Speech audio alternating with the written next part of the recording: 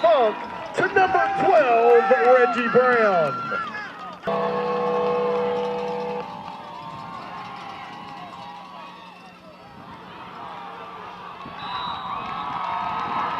Number 7, Josh Ware on the carry. He was stopped short of the goal line. It'll be Lyon College football. Morning, Coach Douglas. Good morning, Last Martin. edition of Coffee with Coach this season. Where did it go? I don't know. You tell me. It was August last week, wasn't it? I know, right? No, it's crazy. The season has wrapped up.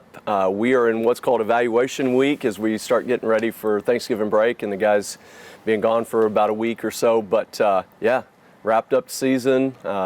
2023 is in the books. Kind of hard to imagine. It just seems like it was yesterday. With guys were reporting to camp and we were starting first practices, and here we are doing the last coffee with Coach for the second year in a row.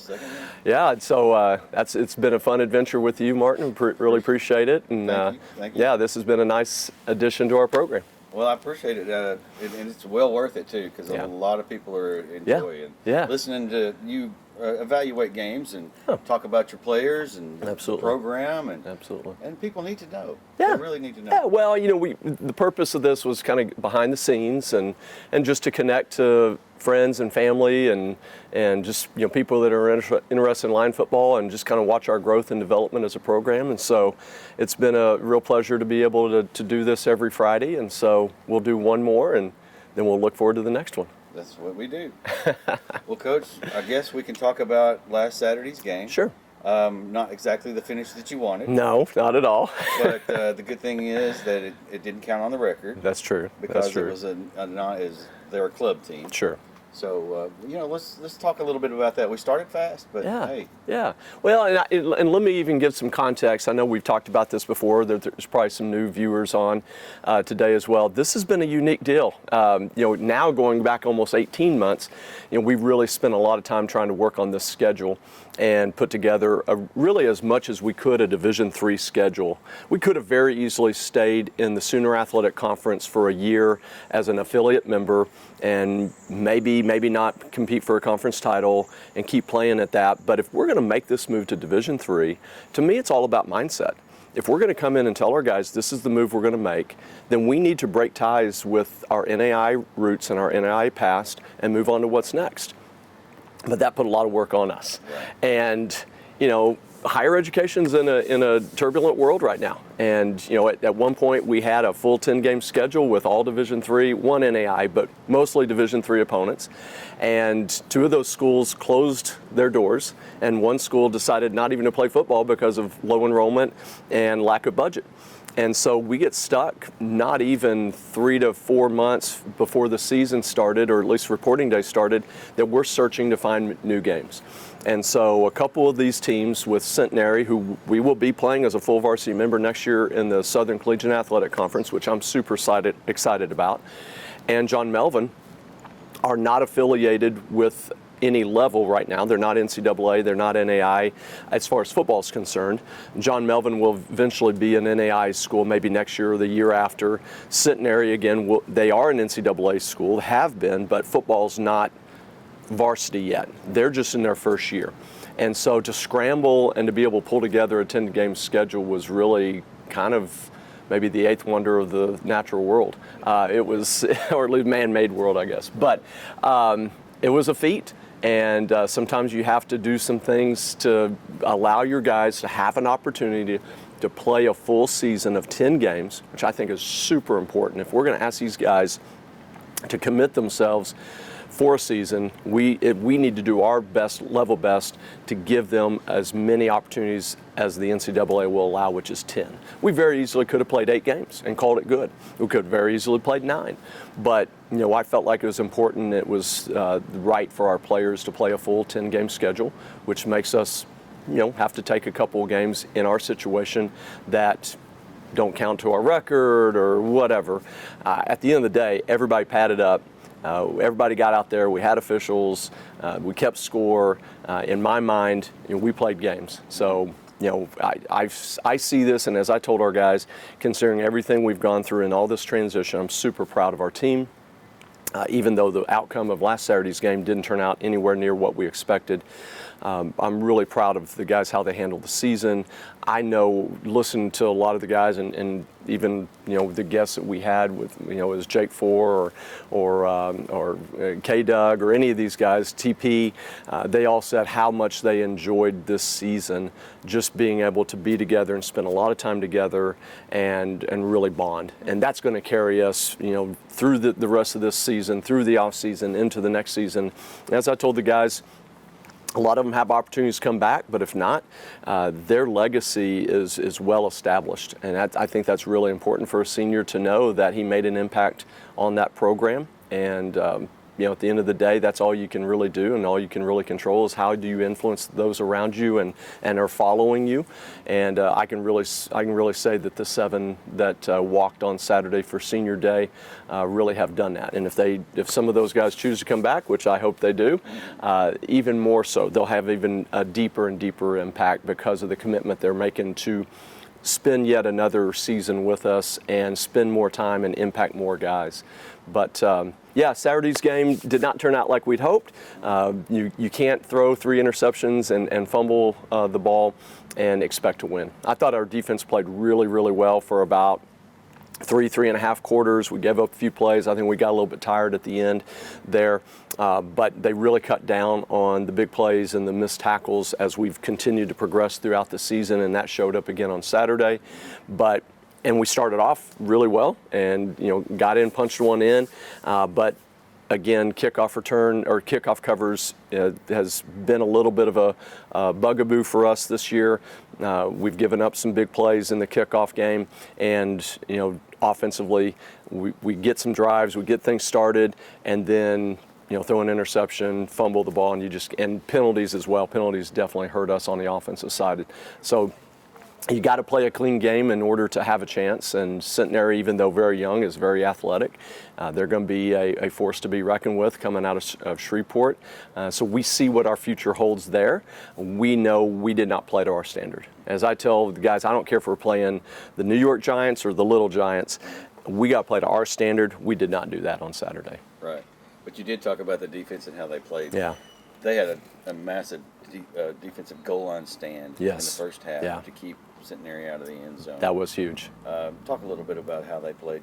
Yeah, as we've said a lot through this season, just missed tackles and misfits in the run game really caused us to be playing behind the chains defensively, giving teams some big first downs on first down or big gains on first down, and then you're constantly in second and short and third and short, and that's not winning defense.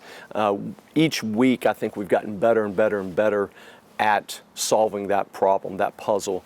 And it really is about, and Coach Root would say this, it is about a puzzle. It's everybody's got their piece and their piece has got to fit. And if you don't fit on the run right, or you don't fit in the coverage right, then things are going to break. And so I was really proud of our guys just to really play great team defense, be sound in tackling.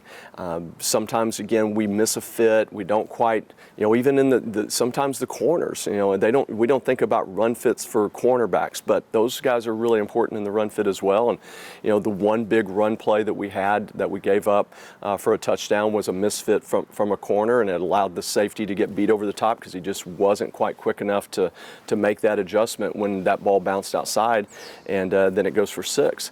But, for the most part, really so proud of the defense of how they progress from week to week to week. And that, again, that goal line stand was huge. Of course, we had to take it from the 1 yard line and end up punting out of there. But better to do that than to give up the 6 points. And it really kind of it rang very similar to what happened. Now, this was a fumble, but at the Luther game the week before. Take the opening kickoff return, onside kick, we give up the ball, they drive it on down, and we force a turnover inside our own 5 yard line. Very similar to what happened with that goal line stand against Centenary last Saturday. Right. Offensively, we did have the 3 interceptions, but we threw some wide open wide receivers. And Yeah. we had Xavier and then Reggie Brown out there. And then K-Dug, I noticed he was limping off the field later in the game because of an injury of maybe his hamstring or something. I'm not really sure. He's got an ankle injury. We're still waiting to get him into the doctor after the season. Obviously, the urgency to get him in is not as great, but we're hopeful that that's not too serious, and hopefully we'll get him in on Monday to get evaluated and see how he's doing. Because again, he's one of those 7 that we're hoping that might, or for one of those 5 that might be able to come back and play another year. He's got another year, and of course, K-Dug having such a great season, a really breakout season for him, even though he's shown some really good things as a young receiver and developing, and last year as well really just exploded. And so we're hopeful that he's okay and can bounce back and go through the rehab process and be ready to go come August if that's what he decides to do. Right.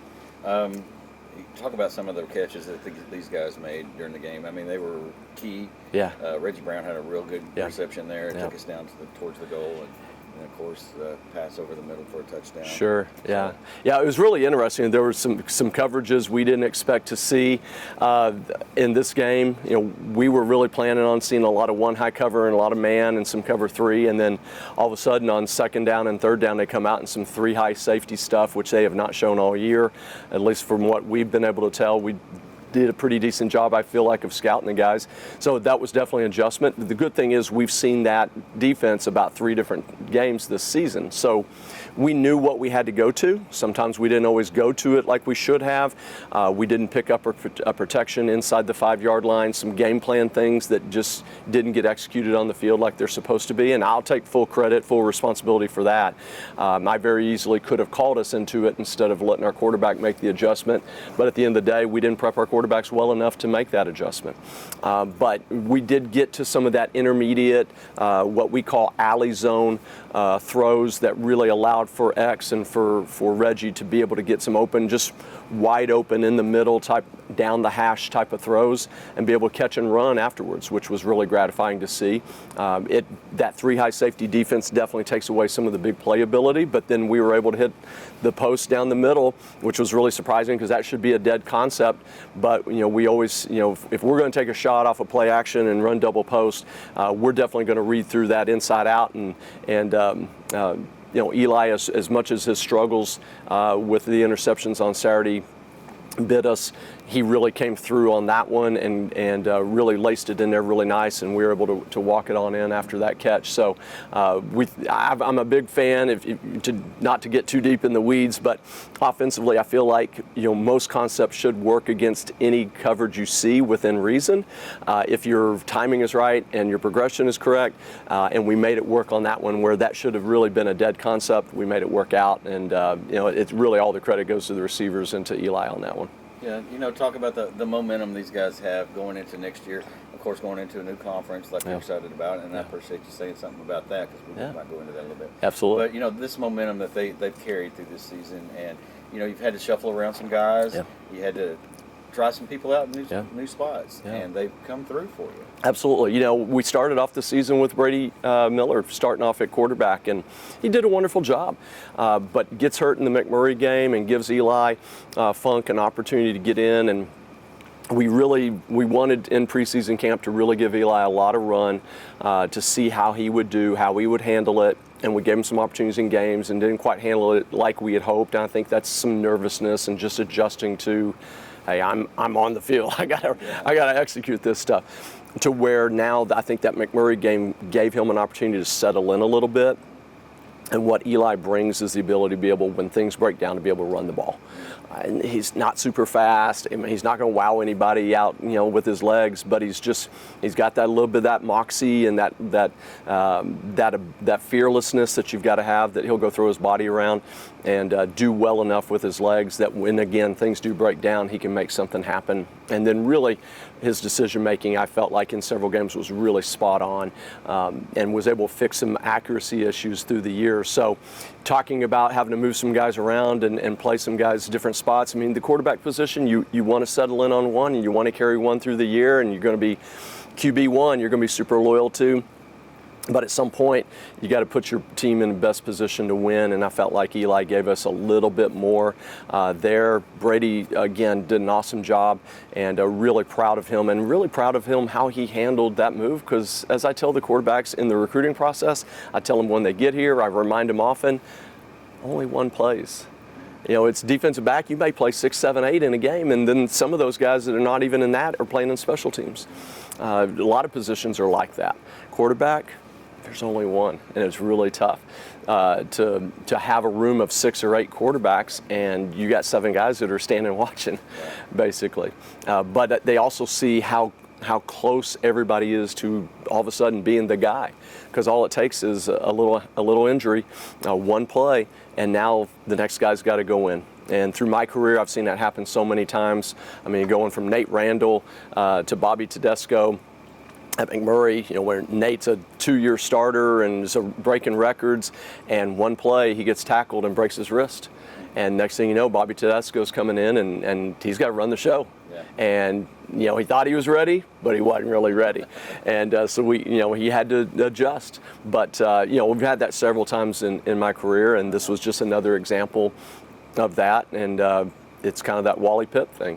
You know, it gave Eli an opportunity to be able to come in and run the show, and he took advantage of it. And so kudos to him. But yeah, we've had not a bunch of major changes with our starters, but, you know, going on the road to Luther and not be able to take our starting Leach, our middle safety, in Will Litton due to some medical issues, and having to move over Cam Clear to be able to, you know, he played that position all last year, so it wasn't a big departure, and he works it throughout the week, but that's not his position. And so when it's like pulling a string on your shirt, you pull one, you might end up loosening a bunch of others, because when you move Cam to Leach, well, now we've got to start a true freshman at strong safety. And so all of those things are really impactful when you have those whether they're minor or major, but you have those injuries going in. And speaking on Cam, and Cam had his own medical issues the very next week going into this last Centenary game, and not able to play. And so again, Will's back and back at Leach, but now we still have a true freshman starting at strong safety. Right. And you know, as much as Trevor McClanahan's going to be T-Baby is what we call him. It's even hard to say Trevor McClanahan, but T-Baby is got so much upside, and he's going to be really, really good. He's still a freshman. Right. He's a freshman with a lot of games under his belt now, but he's still a freshman. And so when you have those issues come up and you're having to start a lot of young guys, it makes it just a little bit tougher to be successful. But, you know, again, lots of props to Trevor, to T-Baby, because, again, did an awesome job this year coming in as a freshman and having to fill in some spots where he's not the starter, but he's playing a lot. Right. Yeah. The 7 who walked. Yes. Talk about them. Yeah. I mean, they were really special. They are special to this team. They are. They really are. I mean, again, I'll start with K-Dug. You know, he's the hometown hero. He's the guy. He's the guy. You know, he's coming back home to play on the black and orange checkered end zones and all. But I just can't express how proud I am of him and his commitment and his dedication to this program, and just how much work he's put into it to really change his body. Like, he's the poster child for how committing yourself to consistent year-round work in our system makes such a difference. So much stronger, so much faster, so much more durable. I mean, he was out for parts of 2 years with a labrum tear and a PCL tear in his knee, a posterior cruciate ligament.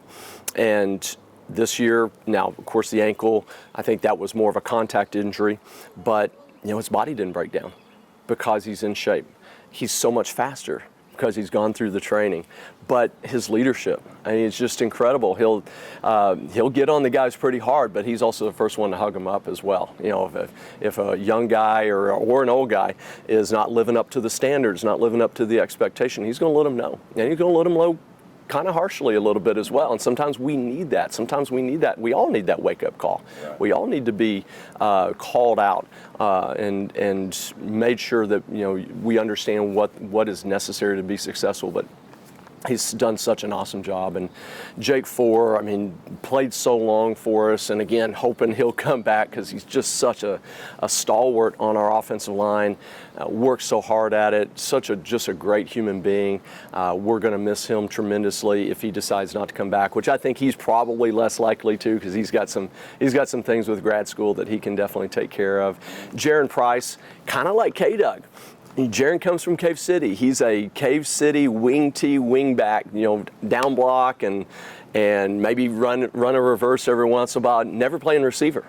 I don't think he ever played receiver. I'm sure they threw him some balls at Cave City, but probably not a lot.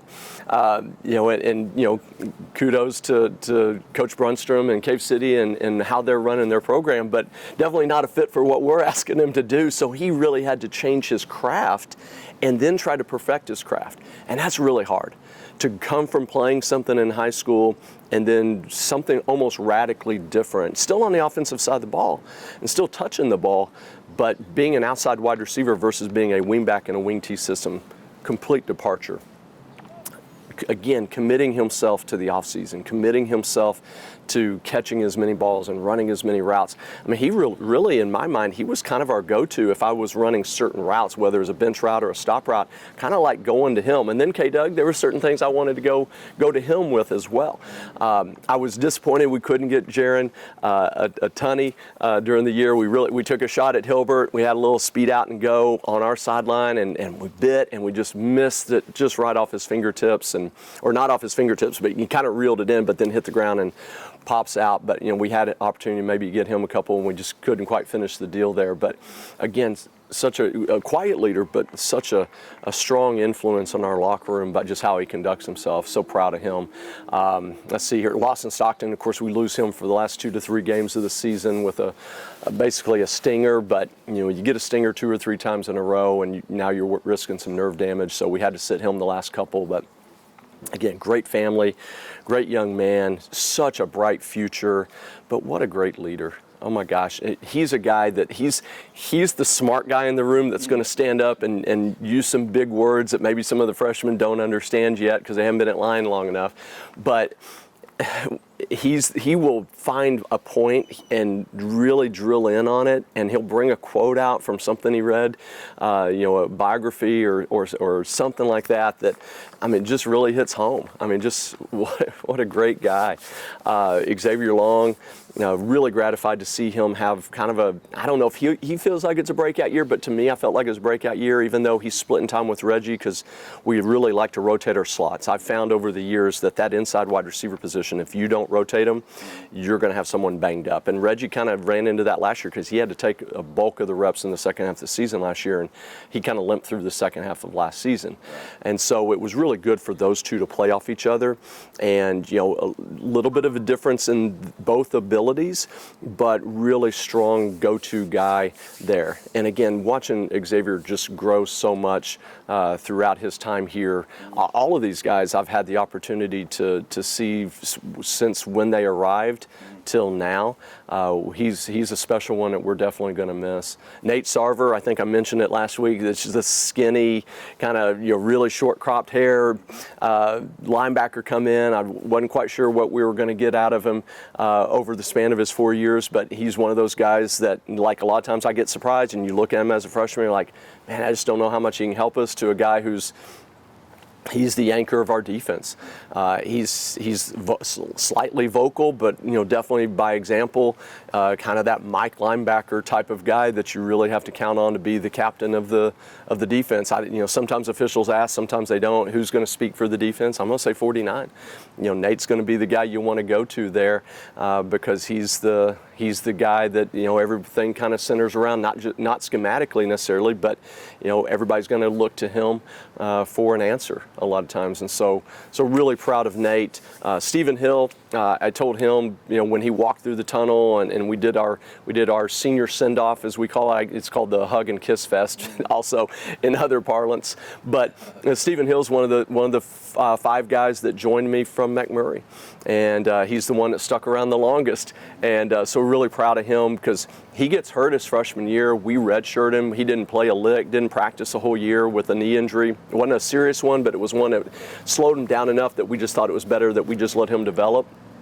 And then to come here and have to sit and wait and develop and then get banged up and with a labrum tear and still some knee issues. So proud of him to make it through an entire season. Really barely come off the field any at all. Didn't miss for an injury or anything like that. And not a stellar player, but just works hard, smart, great teammate. For him to continue just to plug away and to be that guy that we can count on was really a huge deal for us as a team, but also as an offense. I'm trying to think. I'm making sure I don't. I'm not. I think you hit it all. I think I hit them all. Did I hit 7? Yeah. You Okay. 7. Yeah, Good thing it was a smaller group. I'd have to have a list. You could call them the Magnificent Seven. There you go. Yes. Yes. You know, all of these guys have built the reputation for the team now to go into the SCAC. Yes. Yeah. Talk about that conference and what we have to look forward to next year. It's going to be tough, but it's also going to be good. You know, we've obviously gone against Centenary this last week, and so we have a little bit of an idea of what we're going into. But what I'm really enthused about is we're two very similar schools. I would almost call us sister schools. You know, with Centenary being in Shreveport, they're going to have a nice draw, you know, pretty big population base to draw from right there locally. That will be a challenge for us in the recruiting side of things. So we have to really work hard on our end of things to bring in so again, great grassroots and some difference makers in the program to be able to stay up with them and what they can do talent-wise. Austin College, again, I would almost consider them like a sister-brother college, very similar, not a lot bigger than us, very high academic. I think that's going to be a great fit. And they've been in the American Southwest for many, many years now, going over a decade at this point. And so they're used to the speed and the size and the physicality that we are now going to start seeing more of going into the SCAC. It's going to be American Southwest light, basically. You know, we're picking up Austin, we're picking up McMurray, both American Southwest Conference schools. Of course, Centenary being brand new, but we got a chance to play McMurray and see what that's going to be about. And we feel like we can compete eventually with those guys. We have to level ourselves up, not just with the development of the guys, but the recruiting that we have to get more size, to get more speed, but on both sides of the ball. And it starts with the offensive and defensive line. We've got to get bigger, better, more physical there. We really like the freshman class we brought in this last year, but we've got to get another one, and then another one, and then another one. But I feel like those are really good matchings, really good pairings. And then I guess I can't say it yet because it hasn't been officially released, but there should be a new member coming into the SCAC as early as next year that I think will be very similar to McMurray. And will give us another team to kind of anchor, to build a foundation on in this conference. I'm really excited about that because, you know, the credibility of the conference really starts with the foundation of the quality and the number of schools that you have in the conference. So it's going to be a really nice conference. I think it's going to be a great fit for us. We're definitely, I wouldn't say we're an outlier, but it is a little bit of a broad-based regional conference. When you talk about going from Shreveport to Abilene, you're going from Batesville, to Austin's an easy trip, but Batesville to Abilene is 9-10 hours. It's a little bit of a spread between the schools, but they're very similar schools, and I think that's really the most important thing. When I look, in my experience, you got to be able to be competitive and have a chance to win in your conference. We can talk about playoffs and national championships and all that, which this starts up in Division III this week. Everybody's Week 11 ended last week. We're going into the first round. Everybody wants to make the tournament. Everybody wants to have a chance to win national championship, but you can't do that without being competitive first in your conference. And so if you can't put yourself in a situation institutionally to be competitive in your conference, then what are we doing? This is competitive athletics. This is why we keep score. And so it's Lion's job, it's my job to continue to take our program forward so that we can compete at the level that we are now being thrust into in the SCAC. And again, if you're such a difference in schools and ability to be able to be competitive, it really makes it tough. We're in a situation where I think there's a lot of similarities in the schools that we'll be competing against that allows us to be able to be competitive pretty early on. Now we've got to take it, as I said, athletically, developmental-wise, we've got to take it to the next level. Right. we're looking for our own home. Yes. What's our situation right now with that? Well, the great thing is we've got a capital campaign, or I don't know if we can call it, we're part of a capital campaign, football is, and putting a big emphasis right now, driving from November through January to raise at least $850,000, $750,000 as phase one of a project to get on campus. Batesville High School's been so gracious to us. They've been so awesome to allow us to use their field and their complex, and it's been a great home, but it's not our home. It's black and orange checkered end zones, which is awesome if you're a Pioneer. Not as awesome if you're a Navy and Crimson Scott. We need to get on campus. Lion football, even in its past, has never played on campus. We played over by Kroger back in the day, and then of course let football go in 1952, and starting it back up.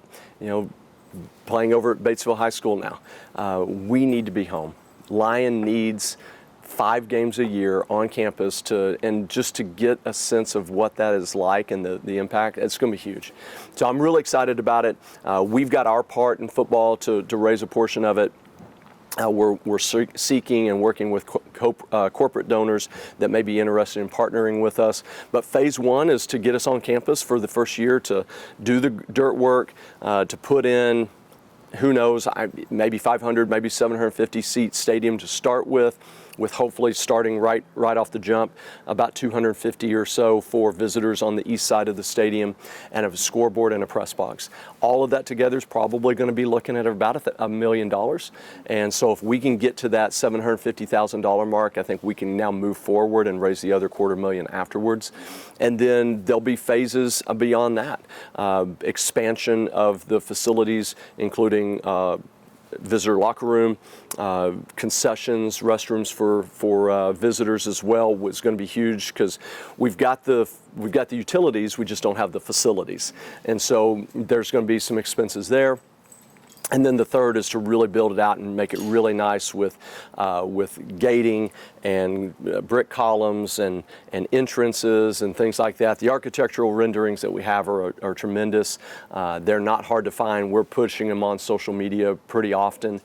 So if you're on our Instagram, or if you're on our Twitter or X or whatever it's called now, you can definitely find out. But we're about 30% of the way there of the fundraising that we need for football, and so really excited about that.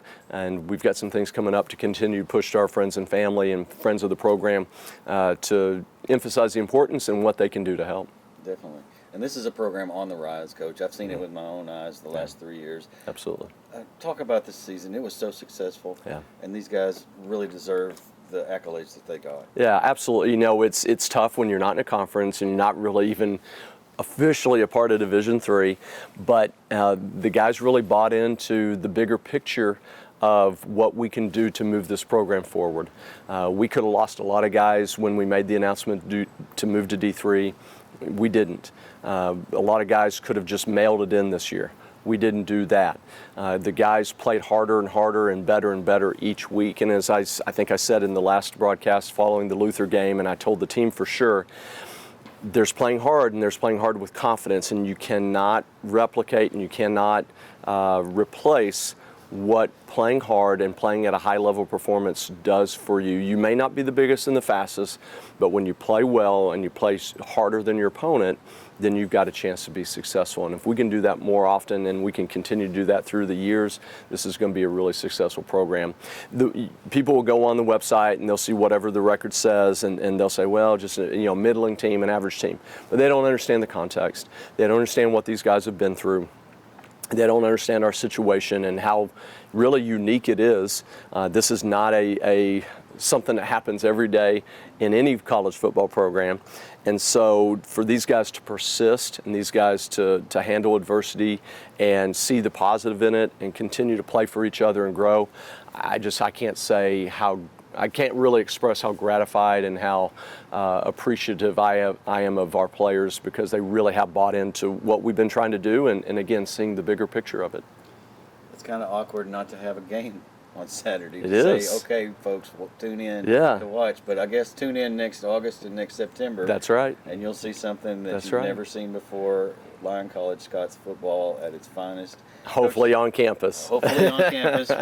Coach, is there anything else you want to add? No, I just, hopefully people will continue to stay tuned in our social media, stay tuned in with our progress, and hopefully be willing to help and support in our fundraising campaign to get on campus and, continue to stay up with the development of how this recruiting class goes. Again, everyone is important. The guys that we have here are super important. As I said earlier, we're doing evaluation week, so there's a lot of one-on-ones and making sure guys understand what they did great and what they've got to work on, and coaches as well. I'm meeting with coaches continuing this week, and I've got 2 virtual meetings with recruits in. Oh, I'm a minute 58 minutes late for it now, but we'll be jumping in with guys and continuing to build this program from the roots up. Good. Well, congratulations on a successful season. Thank you, Martin. Appreciate everything.